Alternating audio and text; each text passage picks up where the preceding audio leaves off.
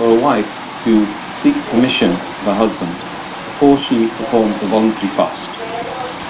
The beloved Prophet Muhammad said, it's mentioned in Sahih Bukhari, volume number 7, hadith number 5192. The Prophet said that no woman should perform voluntary fast without the permission of the husband if he's at home.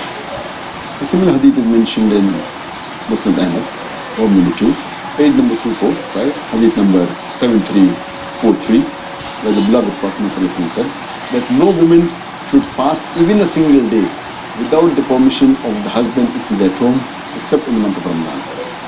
Here we come to know the reason is that if she performs the voluntary fast, she is infringing on the rights of the husband.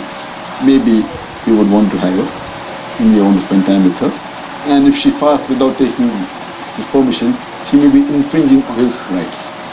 And furthermore, it may even tempt him to do a sin, because if he wants and he breaks the fast, it's a sin.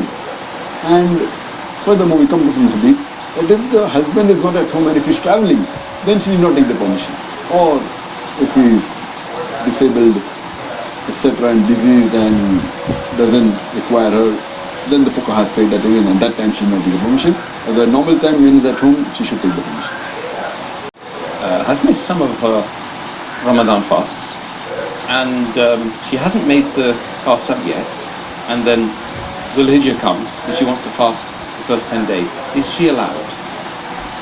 As far as permissibility is concerned, a woman who has not made up, or a person who has not made up the missed fast, the qada fast of Ramadan, can fast Dhul Hijjah and later on make up the fast. But it's preferable that the person first completes the obligatory fast, because the qada fast which a person has missed, whether man or woman, of Ramadan, it's more important to complete that than keep the voluntary fast of Dhul Hijjah. So preferable that first she fast the first fast qada and then the voluntary fast. But if she wishes that if Dhul Hijjah has come, she can do Dhul Hijjah, as long as she knows that there is time that she can make up for the compulsory fast before the next Ramadan. Both are permissible. The better is first doing the qada fast and then Dhul Hijjah fast. Or you can opt both together, that she can do the niyah of the qada fast as well as the fast for Dhul Hijjah, and inshallah Allah will provide her for both together.